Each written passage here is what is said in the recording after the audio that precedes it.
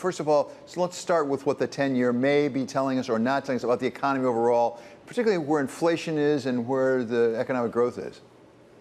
Look, David, I've been predicting that rates would rise for quite some time.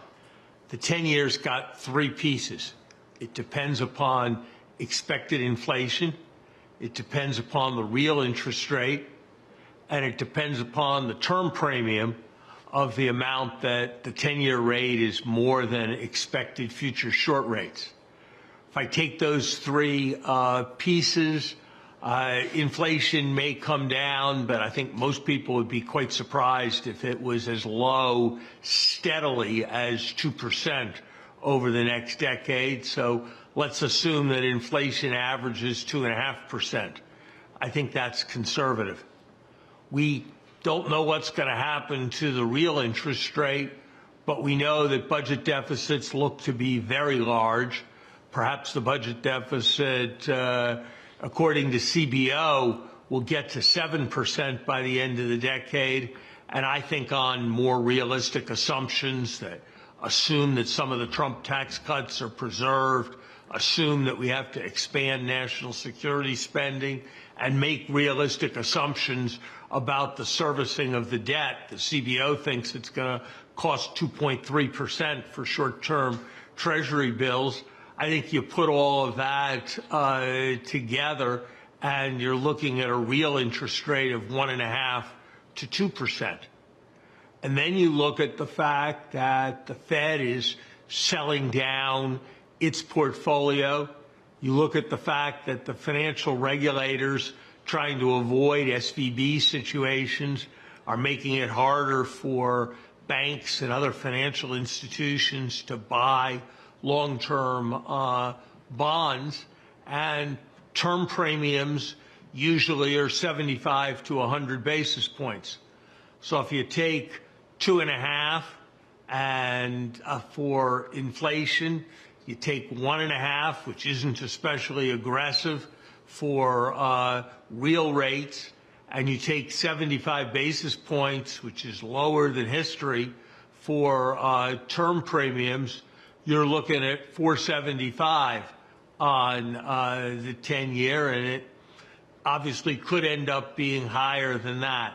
So nobody knows, but it seems to me we're in a very different era than the era we were in the aftermath of the financial crisis.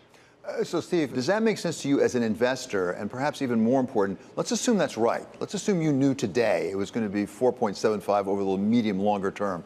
What does that do to your investments? Well, first of all, I think everything Larry said made good sense to me, and I think he's probably right and certainly very clear and logical think about it. Look, from the standpoint of an investor, it's always a question of what does the market think, and do you have a differentiated view of that? And if you have a different view than the market, then you can obviously proceed on that basis, and if you don't, you go where you're going to go. So what is the market saying right now? The market looks more at the Fed. So let's talk, if we could, about the Fed funds rate. So the market basically at the moment is predicting one more hike in November and then a cut in rates next year down to, I think, about 4.25% on the, this is on the short end of the curve. And why does the market think we're going to get there? Because the market thinks we're going to have a soft landing, basically. And the market thinks that inflation is going to come down to this 2.5% range. The Fed is going to kind of say, okay, and we can now start to cut rates. And if you basically cut rates, if you basically assume inflation is going to be in this 2.5% range, and you take 1 or 1.5% for real rates, then obviously the Fed funds rate could come down a good bit. So that's how the market is thinking about right now. Now, it'd be interesting to hear what Larry has to say about that, because if you have a different view than that, then you could be a more pessimistic view, which I would have, and I'd be interested in Larry's view, that the Fed is not going to be able to cut rates that fast, inflation is not going to come down that fast, that I think we're in a little bit of a Goldilocks moment. Everybody's feeling great about things, but I think there's still a lot to worry about on the inflation side. Then you'd have to be reasonably pessimistic about the market once it wakes up and realizes that we're not going to have a 4.25% rate. Now, there's one other way to get to that, which is even worse, which is if we have a recession and the Fed starts to cut rates simply to deal with the recession. And there is pressure on earnings, as you probably know. Forecasts for S&P earnings for next year have been coming down. Market has not reacted to that in a major way, but that's the other thing, obviously, that the market will be watching. So, Larry, Steve's interested, so am I, in what your reaction is, both on the question about the rate cuts next year, but also on the recession, because in the past, you have said 50% or more chance of recession. A lot of economists have backed off of that. Bank of America has. Apparently, the staff of the Fed has backed off of it now. Where are you today on a recession? So in general, Steve and I are in raging agreement. Look, there's no question that the economy has come in stronger than almost anybody would have expected over the last few months. And despite that, the inflation figures have been relatively favorable.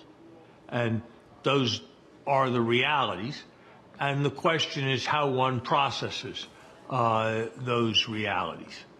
My guess is that the economy will stay strong for at least a little while from here. I'd be very surprised now if a recession started during 2023. I'm not as confident looking out a longer distance as many other people are, in part because I think the Fed's going to feel pressure to continue to tighten. And I think there are a range of factors, from gasoline prices to health care, from continuing labor shortages in many places, to what's happening in the service sector, where you're going to see continuing inflation pressures. So I still think there's a good chance of a recession in 2024. If we don't get that recession, I think it's much more likely that the Fed's going to feel pressure to raise rates faster than is now priced in than it is that the Fed is going to feel pressure to cut rates faster than is now priced in. And that will, in general, tend to push rates up outside of the curve. I also think that while I don't think the budget deficit is the central factor for rates in the short run, I think increasingly projected deficits are going to come into focus, and that is going to be a matter of concern for longer-term rates, and that's part of why I don't particularly see the current level of longer-term rates as any kind of peak.